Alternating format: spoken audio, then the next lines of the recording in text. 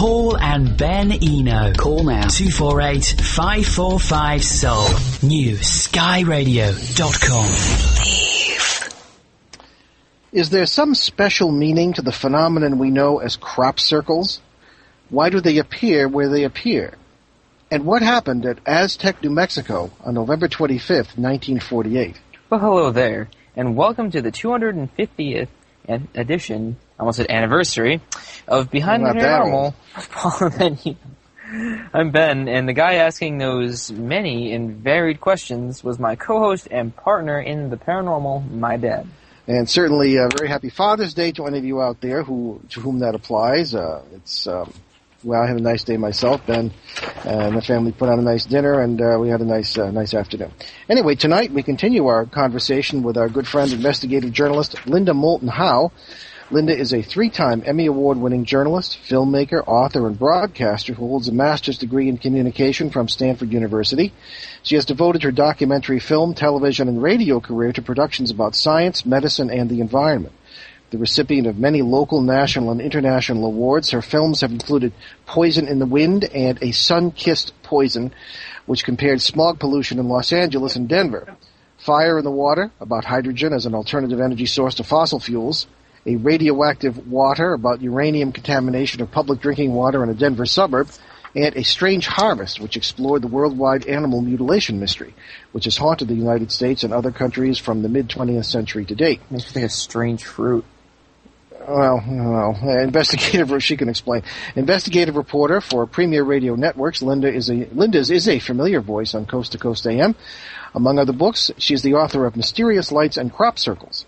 She also was an outstanding contributor to our 16-hour series on the Woodbridge-Bentwaters UFO incidents of 1980, which aired on CBS and Achieve Radio last year. Linda's website, www.earthfiles.com, one of the best sites I know. It's incredible. Check it out. Linda Moulton Howe, welcome back to Behind the Paranormal. Hey, thank you so much.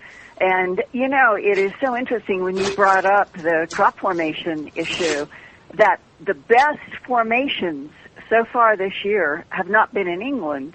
They have been in Indonesia. And for those who are listening who would like to see photographs of what many of us think were the most legitimate and are very puzzled, this is one of the big puzzles of 2011. Why is it that in January, the first one was on Sunday, January 23rd, and this was in a village in a city that I'm not certain of the pronunciation, but phonetically it's Yogyakarta, Indonesia, southeast of Jakarta. And it was 5 o'clock in the morning, so we know it was not there when the sun went down. And at 5 o'clock, there was a resident out starting his chores, and he discovered this amazing formation in a rice field. And he said that he was outside even earlier, a couple of hours earlier, at 3 a.m., and everything was very, very quiet, very still. And then others said that they heard what they thought was the whispering sound of something like that strange high pitch that some helicopters give off. Well, this was in a rice paddy, and the estimated diameter that came through from the Indonesian press was 98 feet, almost 100 feet. So this was not small.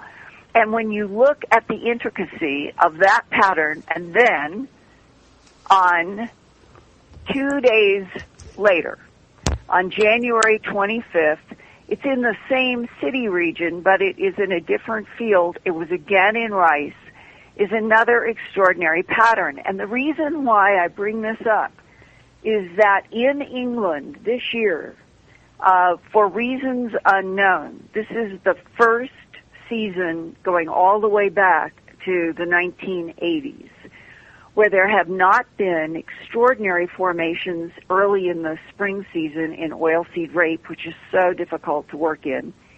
And then, as the barley started rising, in all the previous years, the barley, which has a completely different structure, is completely different to walk in, to feel everything, as soon as oilseed rape, some of the spectacular formations have formed, we would then see a very different fluid looking like rivers of water in barley in the previous years.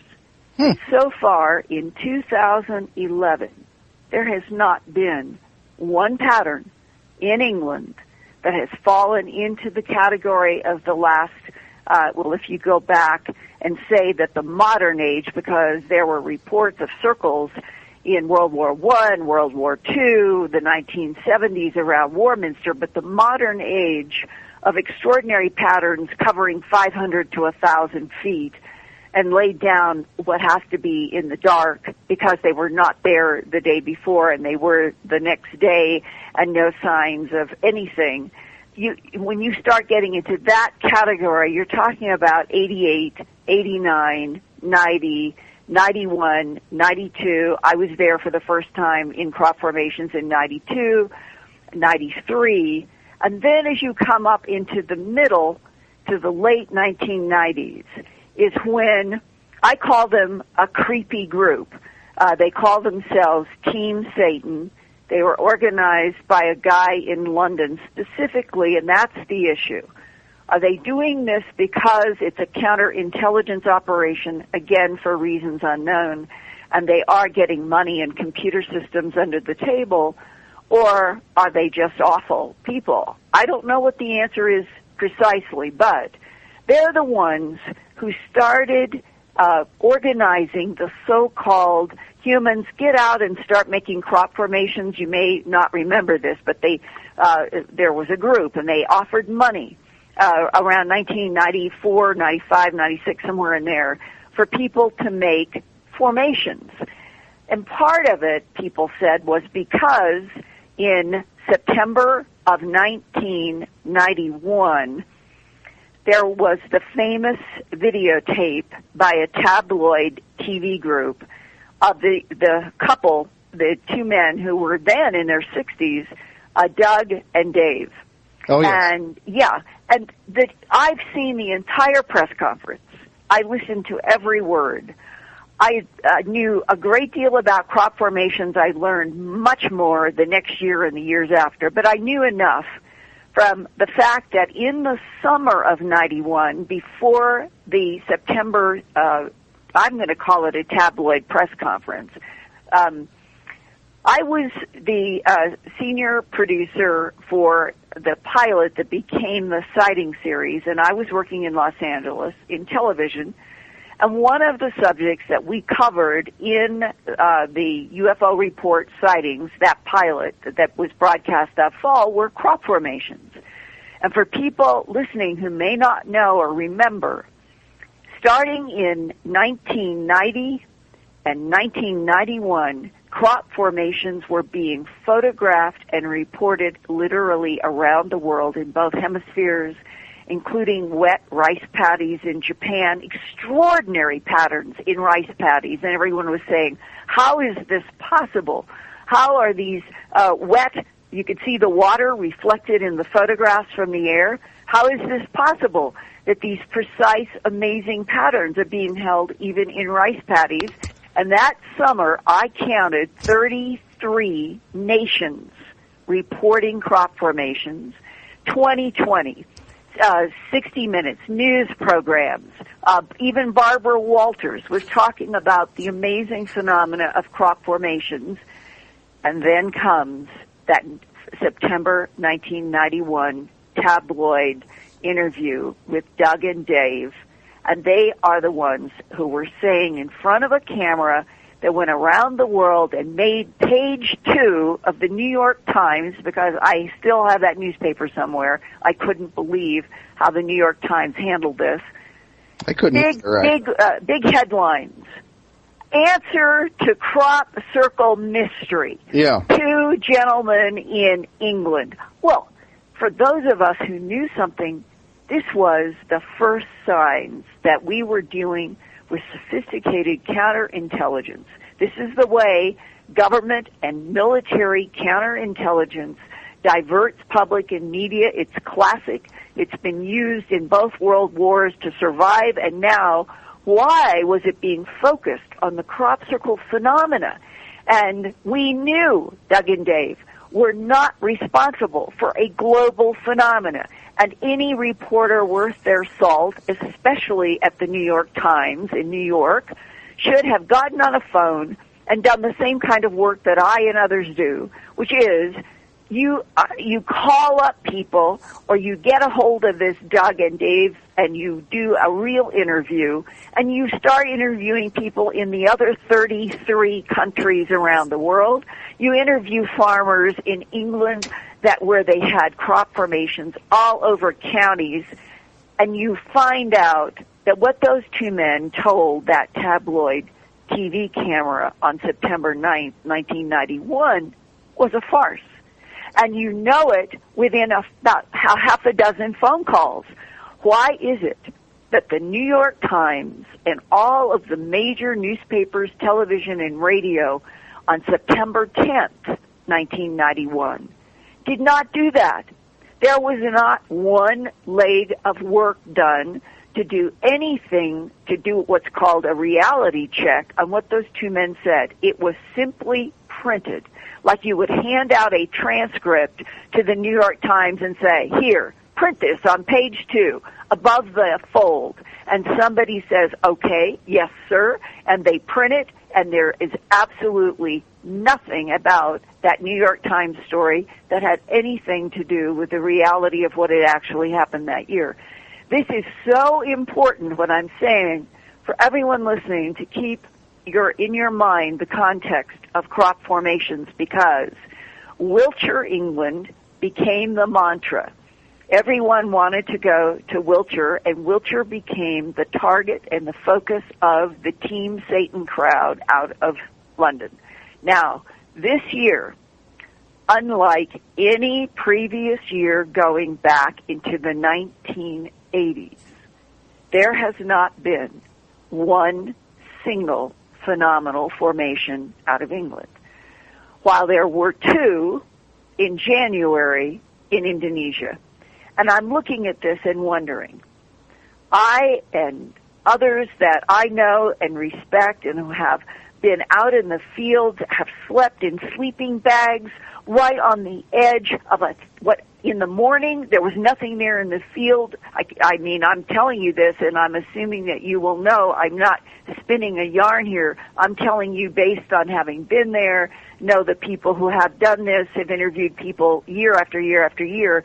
This is one of the more astounding cases when Charles Mallet of the Silent Circle about 10 years ago had taken his sleeping bag out next to a field. It was in the East Field. And he, like a lot of people who live there and seem to be focused on the phenomena, they'll get a gut feeling. I think that something's going to happen. I have to interrupt you, Linda. I'm sorry, but we have to take a break. Okay, but it's really important. I'll finish on the other side. Absolutely, what happened? Absolutely. That's right. We'll be right back on Behind the Paranormal with Paul and Ben Eno and our guest, Linda Moulton Howe, on the subject of crop circles. Join Kimmy Rose on Interviews, Thursday nights from 9 to 11 p.m. Together as a community, we will embrace the challenges in life and find a way to experience heaven on earth. Spiritual teachers and Kimmy will bring you insight on how to change your life and embrace purpose. Interviews, this Thursday night starting at 9. It's all about what's within you.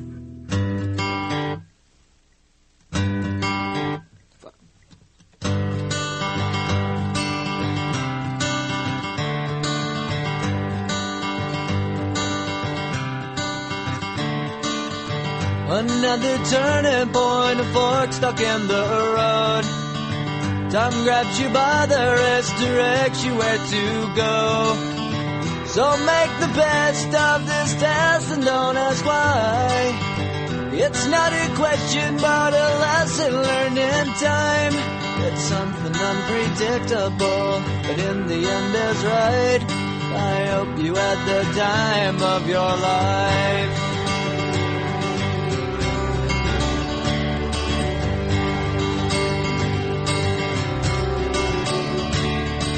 So take the photographs and still frames in your mind, hanging on a shelf in good health and good time. Tattoos of memory dead skin on trial. For what it's worth, it was worth all the while. It's something unpredictable, but in the end is right. I hope you had the time of your life.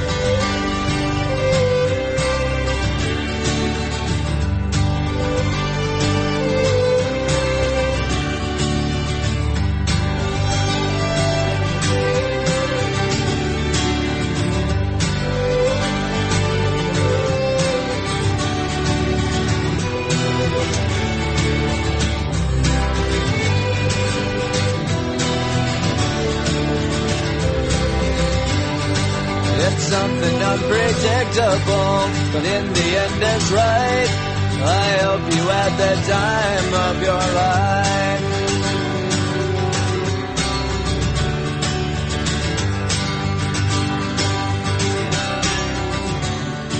It's something unpredictable, but in the end it's right. I hope you had the time of your life.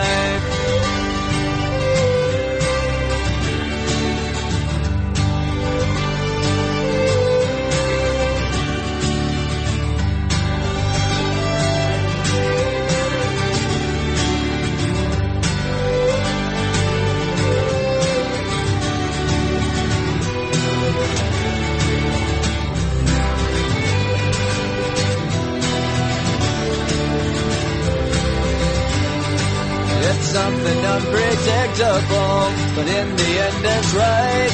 I hope you had the time of your life.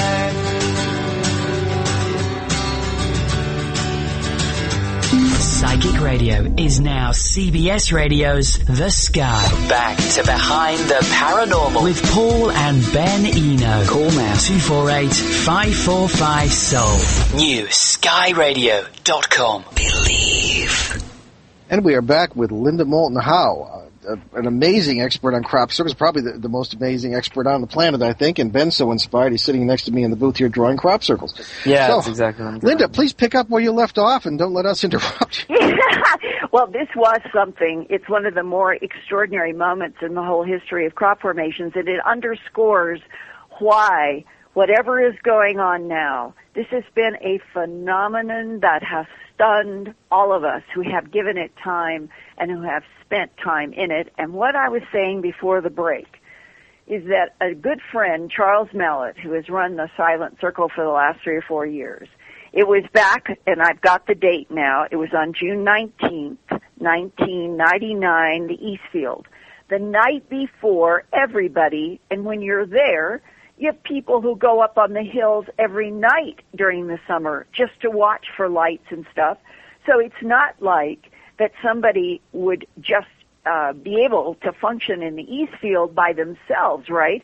You have people on all the hills looking down on the East Field, the South Field, and on and on and on. You got eyes from sunset to sunrise, and this was the case that night. And Charles Mellett had this gut feeling that he'd take his sleeping bag, because he has slept along the sides of fields all over southern England, and he wanted to take his sleeping bag to the East Field. He had this gut feeling that something was going to happen, and the East Field has been one of probably the most persistent targets of this phenomena over at least the last 20-some years. So, during the night, he never heard anything. He went to sleep. And I'm stressing, there was nothing in that field when the sun went down. Multiple eyewitnesses, there was nothing in the East Field. And then when Charles, something woke him. He thinks it was a sound. And he opens his eyes, and the sun is just coming up. It's very early. Dew on the grass.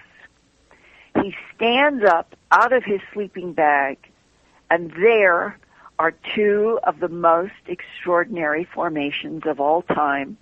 And one of them, called the Sentence, was more than 1,000 feet long, with all of these complicated symbols, and not too far away from it is what at the time was called the Serpent, sort of like a snake, but these are I've got it now. The longest one they called the sentence because it has all these symbols in it, and it was 1,020 feet long. The serpent next to it was 500 feet long, and Charles, along with everybody else, said, "How in the world?" I was right there in my sleeping bag on the edge of the field. He was not far from one of the ends of the symbols that came down in what is called the long sentence. How was this possible? And that was one of the, we'll call it the demarcation moments in 1999 from the Team Satan crowd, who no one could do this. I hope you all are understanding. No one, no human, no group of humans, no one can pull off what occurred in the East Field that night. Only in summer, June to July, that was getting close to the summer solstice. I've been there where the sun is setting close to 10 and it is up at about 4:15. So you do not have much dark in England in the summer.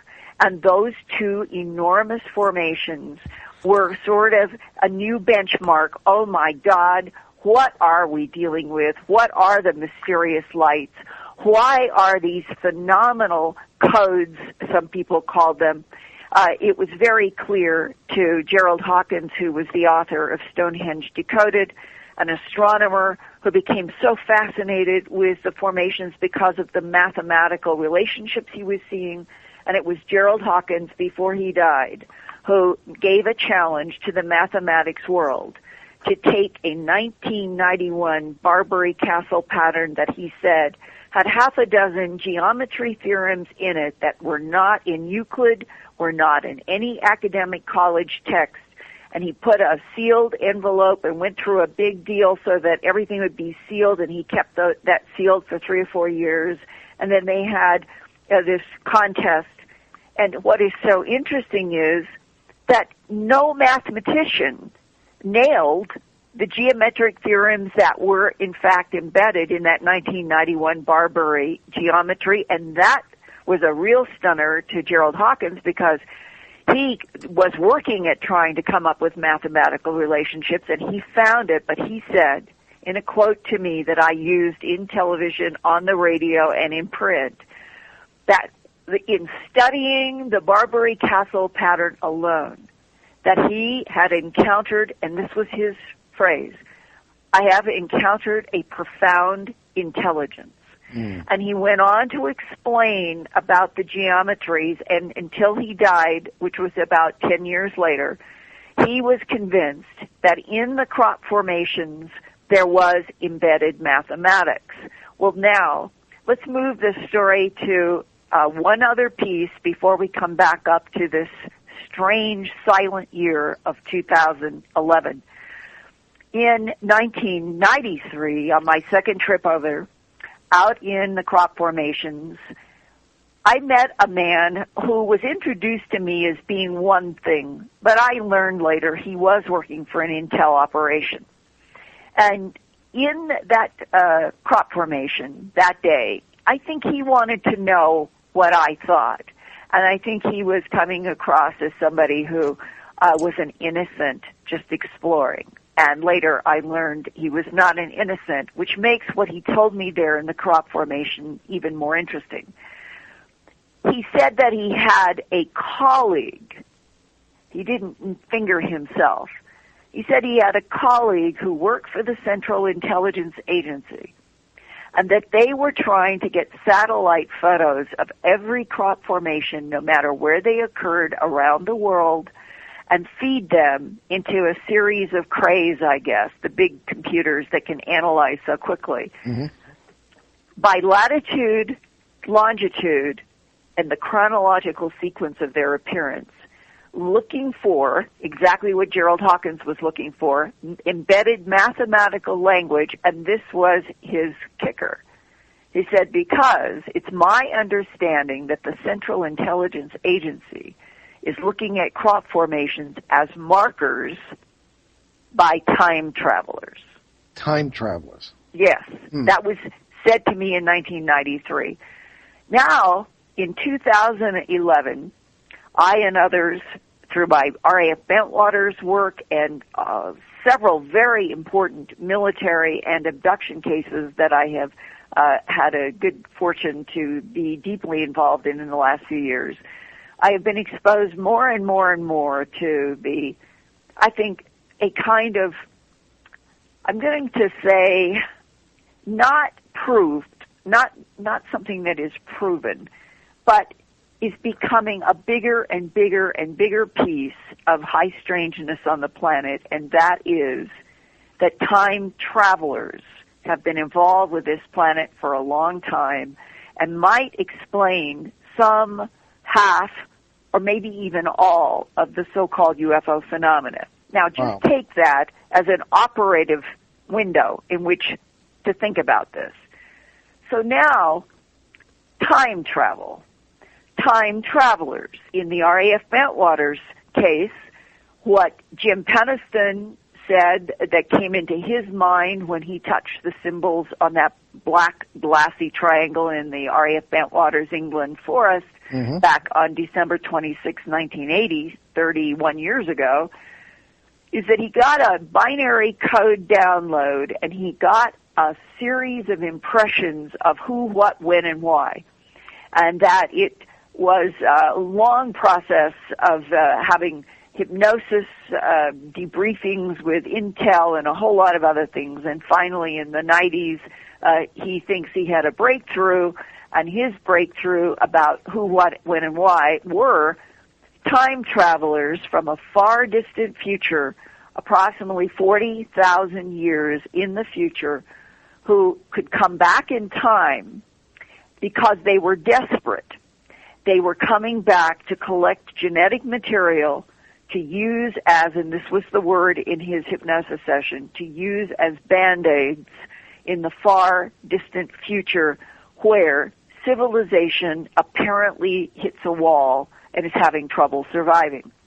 Well, when I heard that part from Jim Peniston, I thought of half a dozen in-depth human abduction cases that I've personally been involved with in hypnosis, in interviews, have known all of these people.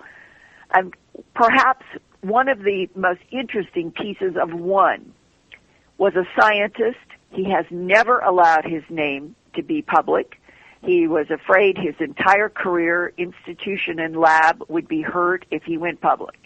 But I can share with you, since no one knows who I'm talking about, that he was abducted at age 32 with his family being left in a state of paralysis, sort of like the Betty Andreasen case where there was a bunch of people in a room and everybody goes into a state of suspended animation, and Betty Andreasen is the one that was interacted with. He's the one, the 32-year-old is interacted with while his family is in a state of suspended animation. And, bottom line, whatever was in that craft fixed his heart, as he said, quote unquote. He, at that early age, was already suffering angina, and he was scared, and he had stopped running. He had stopped playing tennis. He had stopped doing all of the things that he had done because he knew that as soon as he exerted himself, his chest would hurt. And like so many people, especially if you're in your early 30s, you prefer denial. You prefer to say, this will pass. I don't need to do anything. On board this craft, non-human entities put him on a table, used some kind of instrumentation. He remembers it very, very clearly. And they showed him a screen, a 3D holographic screen that for anybody who has studied anything about the human abduction syndrome, you run into these three-dimensional screens all over the place. And inside of this three-dimensional screen, he is telepathed in his head by the people who fix his heart, that he was given a physics lesson from their point of view about how this universe works in relationship to other universes. Okay, I'm going to stop you right there because we have another break. Okay, because the kicker on this is really fascinating. It is, and especially from our point of view. So we're going to take a break here on Behind the Paranormal with Paul and Ben Eno on CBS New Sky Radio, newskyradio.com. We'll be right back with Linda Moulton Howe and the depth of the crop circle mystery. Stay with us. Enlighten, empower, enrich. This is CBS Radio's The New Sky. New horizons, no boundaries. When I get to Warwick Avenue, meet me by the entrance of the tube. We can talk things over a little time. Promise me you won't stay by the line. When I get to Warwick Avenue, please drop the past and be true. Don't think we're okay just because I'm here. You hurt me bad, but I won't shed a tear. I'm leaving you for the last time, baby. You think you're loving, but you don't love me. I've been confused out of my mind lately. You think you're loving, but I want to be free. Baby, you've hurt me.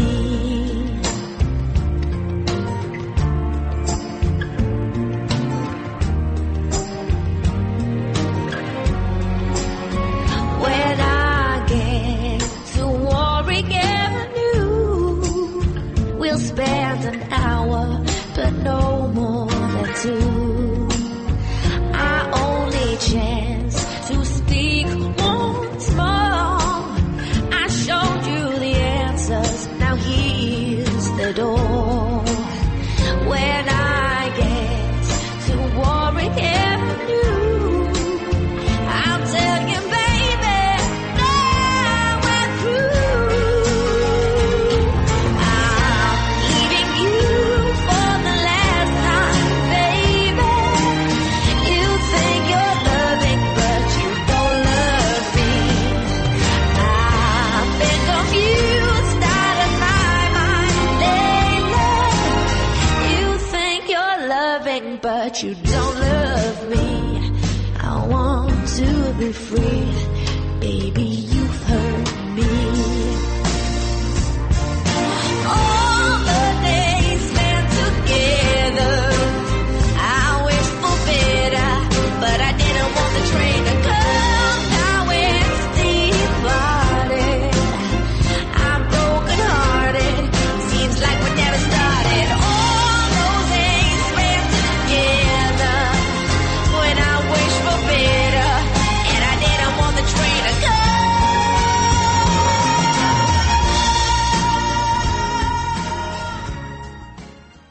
Psychic Radio is now CBS Radio's The Sky. Back to Behind the Paranormal with Paul and Ben Eno. Call now 248-545-SOUL. NewSkyRadio.com. And we're back with our riveting discussion with Linda Moulton Howe, investigative journalist and expert in crop circles. And I'm just going to let her go because she's on a roll. Go ahead. Thank you. This was one of those moments for this lab. Think of it, he owned a lab. He's a scientist. And they are showing him what he thinks is a three-dimensional. Like, imagine if we could back off some kind of a spacecraft far away, far enough away with control that we could film the Milky Way under our control. This was the feeling, that they were showing him an image of not just our universe, but multiple universes, as if to say, you don't understand that your universe, the 13.7 billion, is in a cluster, that the universe, or the cosmos, or the capital C to separate it from the word universe, the cosmos is an infinite number of universi, and that they evolve in clusters. And you are in a universe that is in a cluster of 10, and they are paired. There are 5 pairs. You have a pair, and where you have a negatively charged electron and a positively charged proton, Your paired universe is completely the opposite. Everything in it is the opposite. And then they went on to say, and what we have discovered is something that has shocked us, and that is DNA, the evolving template for all life. They had encountered in their own existence. The DNA had a bell-shaped curve. They did not think that was possible. They thought the DNA would continue evolving and replicating into infinity.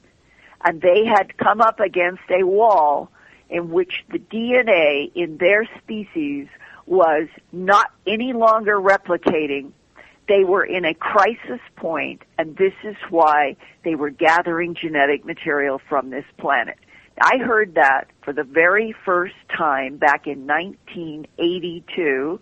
I had done had done a Strange Harvest, the production 79 to 80. It was broadcast on May 25th, 1980, and I met this scientist in 1982, and he was explaining this revelation that they had fixed his heart, and this is what they had shown him.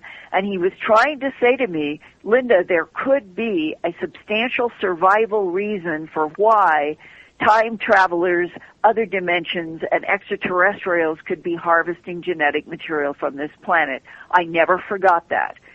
Well, if there is a survival problem, Bentwaters, Peniston talks about it, the lab scientist I've just told you about talks about it, and you continue on with this quest of why crop circles, if they were time travelers leaving markers, what is the point, to what end? And the question that we all used to ask when we started out in the fields in the early 90s, this is so strange, there's got to be a reason. And what's going to happen on the earth if it stops? Well, 2011, 1 year before the notorious, I'm going to say mythological, Mayan 2012, the fact that none of the beautiful, incredible, so far, as of June 19th when we're speaking, have occurred in England, which has been sort of the mecca for crop formations over the last 20-some years. What does it mean that the phenomena, the real phenomena, not the ones that people now still go out so they can have postcards, that the real phenomena has backed off at least from England? Indonesia is so important because there's nobody anywhere who had anything but total shock that those two formations, quite large, quite stunning, and quite geometrical, occurred in Indonesia. So you can see the year starts with the chaos and all the death around the world and all the animals, and I was thinking, oh my God, what is going to happen in 2011 if the new year starts like this? And then 3 weeks into January, here come these two formations in Indonesia, and then we get to the spring of the Northern Hemisphere, and where there should have been astounding formations like other years, in the end of April into May, nothing of any real significance has happened. And several people are quietly saying, well, what if?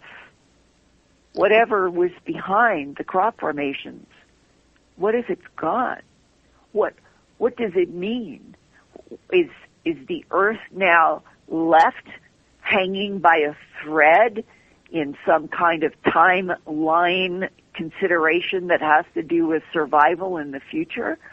Or is the phenomena itself going to do something spectacular this summer that nobody's going to be prepared for?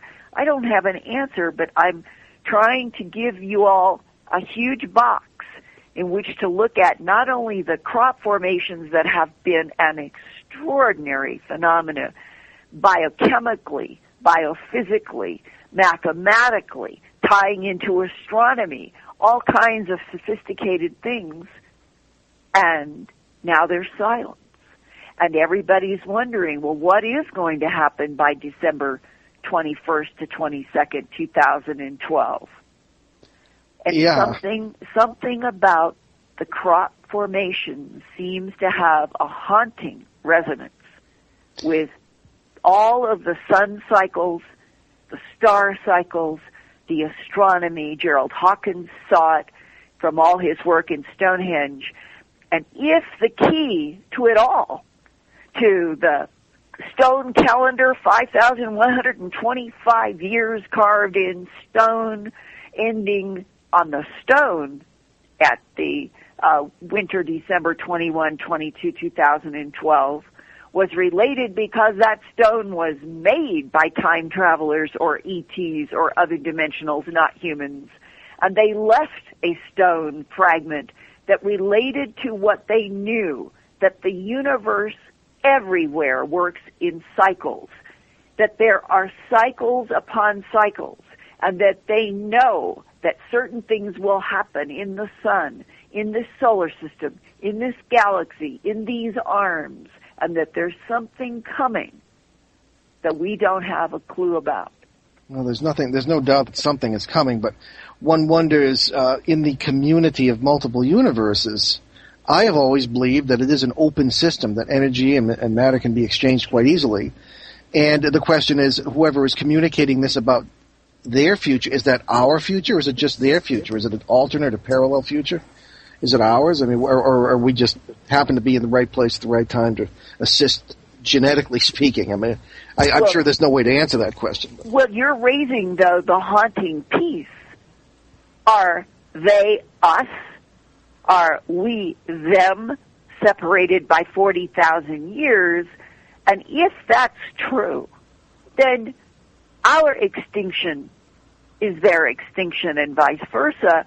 And therefore, the genetic harvest from this planet might be our survival, their survival, completely entangled. And that when I have tried my very best to look at the repulsive animal mutilations that have gone on for at least a century, and tried to say there's no evidence that I can see that whatever is mutilating the animals has ever directed, we'll call it the process of animal mutilations, has never directed that process in any wholesale level toward humans. I cannot say that a human or half a dozen or 100 over the last century have not been subjected to the same, I'm going to say, tissue and fluid extractions as has happened to large and small animals. I cannot say one way or the other. There certainly have been rumors. There certainly have been, I guess you would say, some people saying that they heard or knew about something secondhand, but trying to prove it. Well, if it has been 100, there have been maybe 20,000 animals.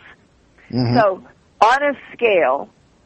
Oh, I have to interrupt you again. We're coming up on our final break, and we'll be right back on Behind the Paranormal with Paul and Ben Eno on CBS New Sky Radio, newskyradio.com, with Linda Moulton Howe. Stay with us. Now that I've lost everything to you, you say you want to start something new, and it's breaking my heart you're leaving. Maybe I'm grieving, that if you want to leave, take good care. Hope you have a lot of nice things to wear, but then a lot of nice things turn bad out there. Oh, baby, baby, it's a wild world. It's hard to get by just upon a smile. Oh, baby, baby, it's a wild world. Remember you like a child, girl. You know I've seen a lot of what the world can do, and it's breaking my heart in two, because I never want to see you sad, girl. Don't be a bad girl, but if you want to leave, take good care. Hope you make a lot of nice friends out there, but just remember there's a lot of bad and beware.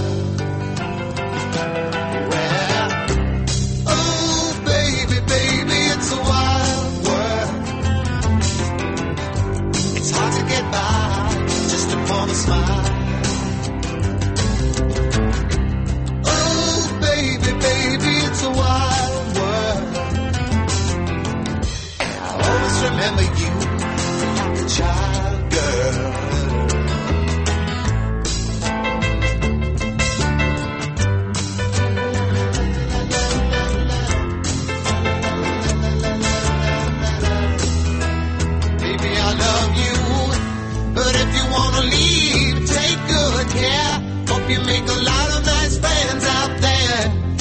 Always remember there's a lot of bad and beware. Oh, baby, it's a wild world. It's hard to get by just upon a smile. Oh, baby, it's a wild world. I'll always remember you like a child girl.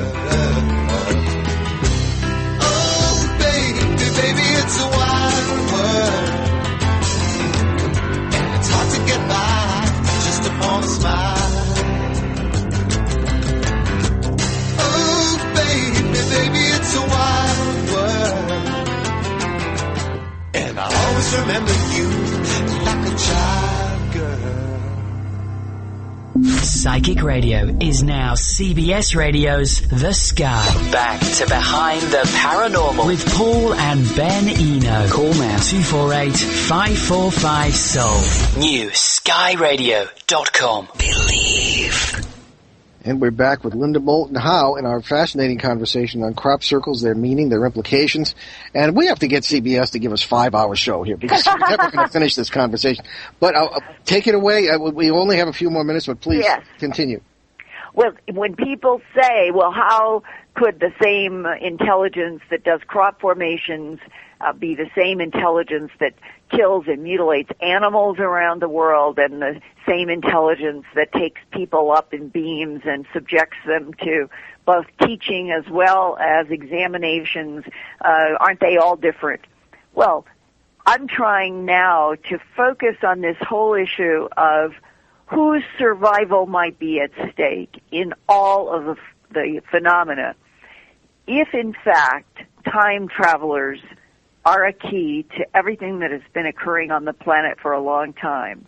And it has to do with an effort by those that are 40,000 to 50,000 years in the future and have run up against the wall that DNA will no longer replicate. That is something, when you think about that. Well, if they're telling the truth. Well, if DNA ceases to replicate, that is the end of that life form. Mm-hmm. So this is serious. This is way serious if this is true.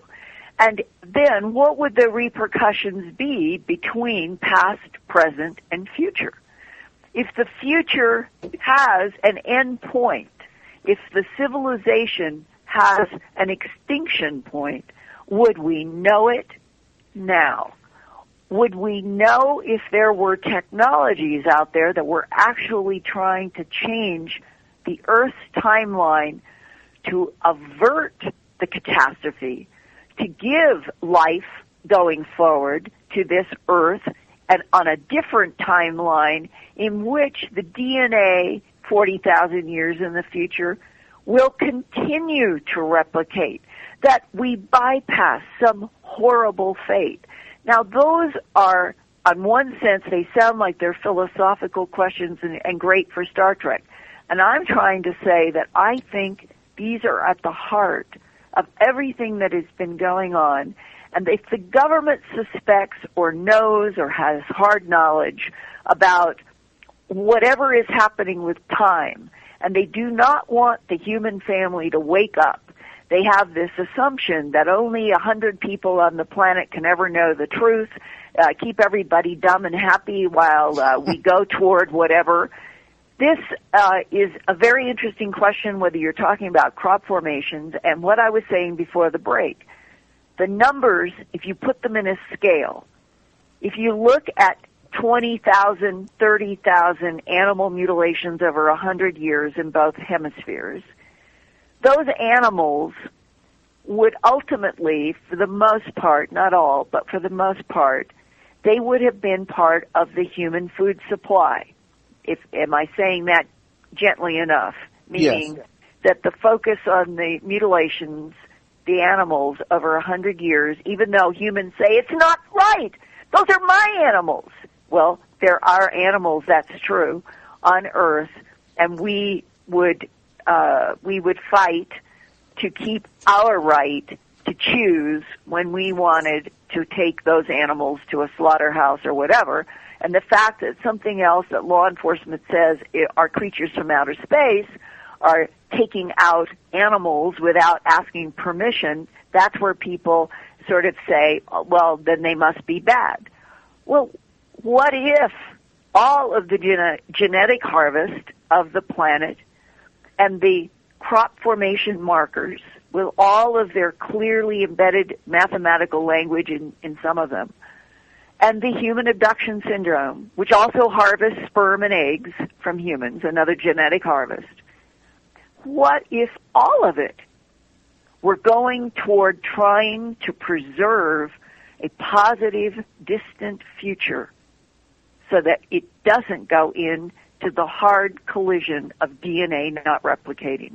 And I hold open the door in my mind that that is what all this phenomena eventually is about, that every level of it, survival is an issue, and that if we could get past war and violence on this planet, and we could have a planet where win-win was the dominating philosophy, not testosterone, power, and greed, taking everything and leaving nothing for the vast majority. If we could be on a planet that was win-win, then changing the timeline so that there could be an evolution of the human family into a future where everybody could be sustained and that everyone cherished all life, that, to me, would be worth all of the struggle.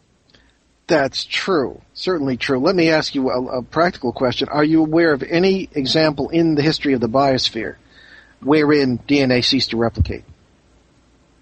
Any precedent for that? For Linda's knowledge, I'm not aware. We're in extinction events, from everything I've read, are always dealing with something like an asteroid or a comet or something that comes in, and or the snowball, or you know what I'm saying. There are these natural cycles that the Earth and the solar system seem to go through, and our sun now is another player here of unpredictability. And the unpredictability of the cosmos versus what about the very intrinsic nature of DNA that we would assume it would continue to replicate always. If it doesn't, that is a major problem for a future. And I don't know, you're asking a very good question, and I probably should try to talk with some famous biochemist about, is there any possibility that we would see that DNA could cease to replicate in terms of natural evolution? Okay. What about the fact that, and it is pretty much a fact, that every 660 million years there was a mass extinction, and we are in that period now? Should we be trying, horrible as the prospects you've outlined may be, should we be trying to artificially interfere with the momentum of natural history? Well, now we're at that question I asked you during the break. If you had seen the most recent NASA put out a video. I have to stop because we're out of time. I was so fast. I'm so sorry. Yeah. I think we can consider this a series at this point. Yeah, we'll have to do this periodically. Absolutely. This is really fun. Well, Linda, hang on. We'll talk to you after we go off the air, but we got to do our closing here. Okay. Ben, here you go. All right. So if you're serious about paranormal education, check out the International Metaphysical University at www.intermetu.com. And thanks to our producer, Will Kosnick, and we'll see you next Sunday, June 26th at 7 p.m. Eastern, 4 Pacific, right here on CBS New Sky Radio, newskyradio.com. Ben and I will welcome an unusually distinguished guest, Canada's former Minister of National Defense, the Honorable Paul Hellyer, now a UFO believer and an advocate for exopolitics. All right. In the meantime, tune into our New England Drive Time show on WOON 1240 AM and ONWorldwide.com at 6 p.m. every Monday. And remember, you can always get free podcasts of all our shows, along with guest information and show schedules at www.behindtheparanormal.com. And this has been our 200, officially at least, our 250th show. There are almost 300 podcasts on our website. Please check those out. And we are honored to have had Linda with us on the 250th official show here. Yeah. So Thank you. And I hope everybody will go to earthfiles.com as well. Absolutely. Wonderful site. And we leave you with a word from American author Robert C. Gallagher, quote, "Change is inevitable, except for a vending machine," unquote. Okay, thanks for joining us on our great cosmic journey, and we'll see you next time.